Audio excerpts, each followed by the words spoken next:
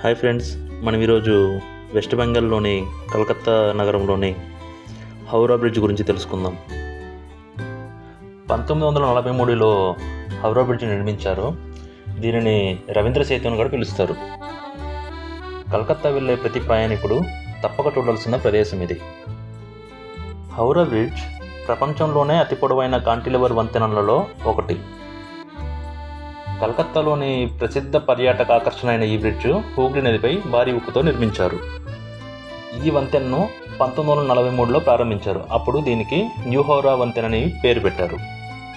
కానీ 1965లో కవి రవీంద్రనాథ్ ఠాగూర్ పేరు మీద ఈ వంతెన పేరు మార్చబడింది.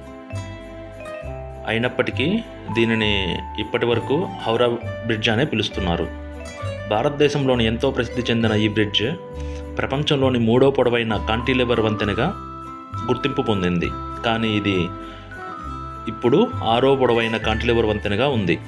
హూగ్లీ నదిపై హౌరా వంతెన, విద్యాసాగర్ సేతు, వివేకానంద సేతు, కొత్తగా తెరిచిన నివేదా సేతుతో సహా 4 వంతెనలు నిర్మించబడ్డాయి.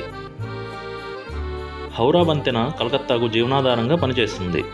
ఈస్ట్ ఇండియా కంపెనీకి చెందిన సర్ బ్రాడ్ ఫోర్డ్లెస్ 1939లో దీనిని నిర్మించారు.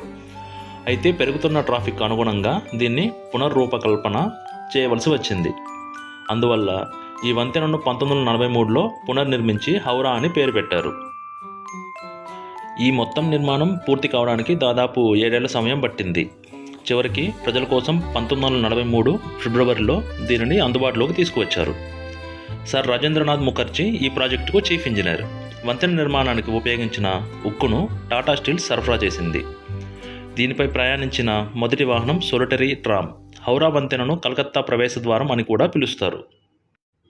హౌరా బ్రిడ్జ్ సాంస్కృతికంగా చాలా ప్రాముఖ్యత కలది.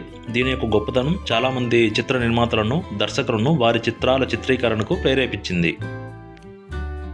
అక్టోబర్ మరియు ఫిబ్రవరి మధ్య శరదృతువు, శీతాకాలాలు కలకత్తా సందర్శనకు ఉత్తమమైన సమయంగా చెప్పవచ్చును. ఈ సమయంలో వాతావరణం చాలా ఆహ్లాదకరంగా ఉంటుంది.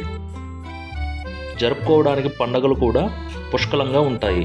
దుర్గాపూజ సమయంలో ఎక్కువ మంది పర్యాటకులు వస్తారు. ఆంధ్రప్రదేశ్ రాష్ట్రంలోని ప్రధాన వాణిజ్య నగరమైన విశాఖపట్నం నుండి కలకత్తాకు 885 కిలోమీటర్ల దూరం. రోడ్డు మార్గం ద్వారా దాదాపు 18 గంటల ప్రయాణం సమయం పడుతుంది.